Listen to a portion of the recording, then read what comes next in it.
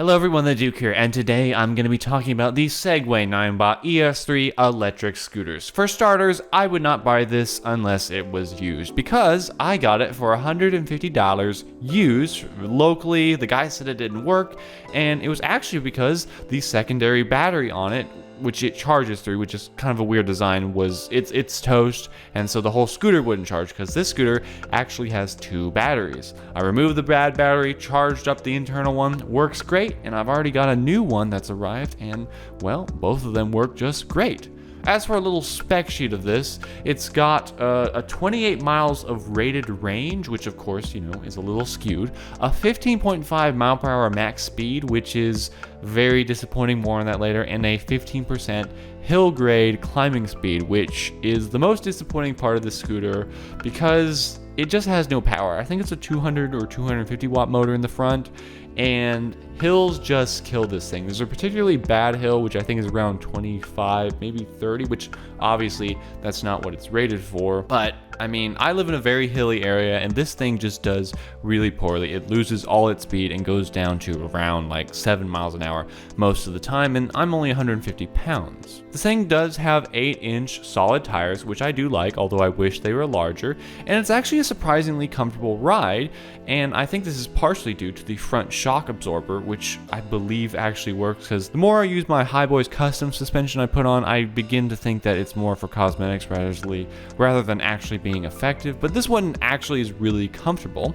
And also, because of the dual battery design, they're actually, the first one is stored inside the stem, so the stem's a little larger than usual, and if you notice right here, the bottom is super flat, and it's a really light scooter, and it's super easy to fold down. All you gotta do is push this little lever down, which it's very secure feeling, and you simply press it down into where it hits the fender, and boom, it's locked in, and it's super easy to transport because of where the center of gravity is. And also, the locking mechanism, again, it's a very nice feeling mechanism. I feel very safe about this.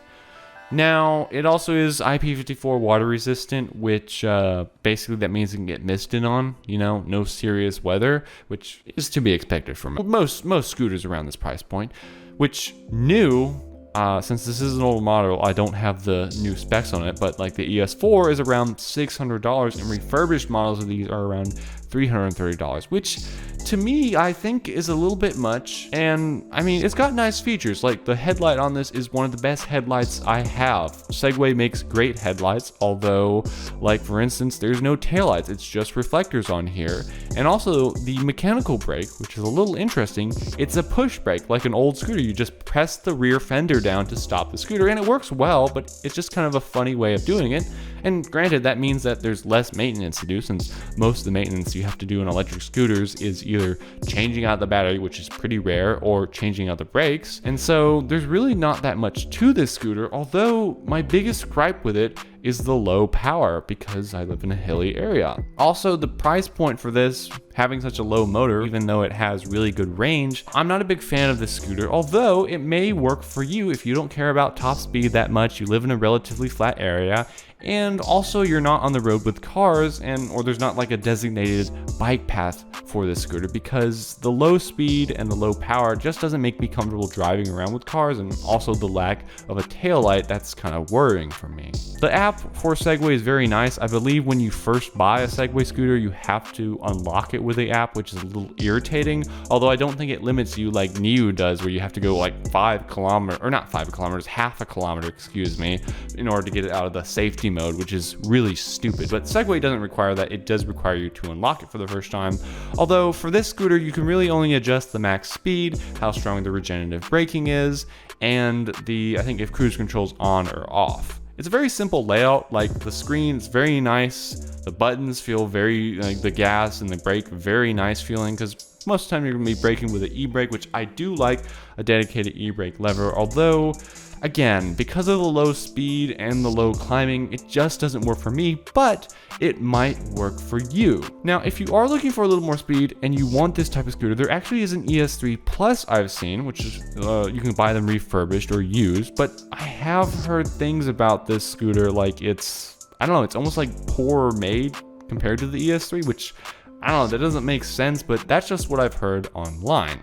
Overall, because of the price point that I paid for this, which it's $150 for the scooter and $70 for a new battery, well, the external battery, let's be clear, I'm happy with it. And to also go into more about the external battery, which is a big part of the scooter, it's not as easy as you think. I thought when I saw it, I'd be like, oh, well, you could just, pull it off, take it to your office, charge it, and then take it back on the scooter. But no, on a metric set of Allen wrenches, you need a 2.5 size to do it. I'm tempted to say inches, but it's a metric set. And in order to get to the 2 screws that are on the battery, you have to get some needle nose pliers to take off these little rubber dimples. It's very difficult to do it if you don't have something like that, but once you get those off, since that's part of the water sealing process, you can unscrew them and then it just comes straight off. I like the ability to take off the battery, but honestly, it seems a bit redundant on a scooter because the whole appeal of a scooter is being able to take it to your office and like slip it underneath your desk. While like an e-bike, because of their size, you'd have to leave down in the lobby or somewhere in a parking garage. I do like the idea of the external battery, but I do wish it was easier to take off because it just, I don't know, it doesn't make up, it's not as good as I think it could be. Overall, I enjoyed the scooter because of what I paid for it, and while I don't think I would recommend it if you're looking for one, if there is a really good deal and you are interested in trying out scooters, I think it'd be decent because Segway is one of the most reliable companies out there.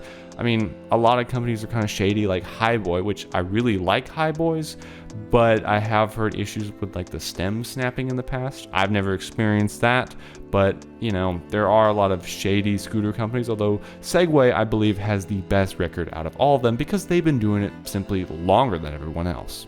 I hope you enjoyed the video, and this has been the Duke, signing off.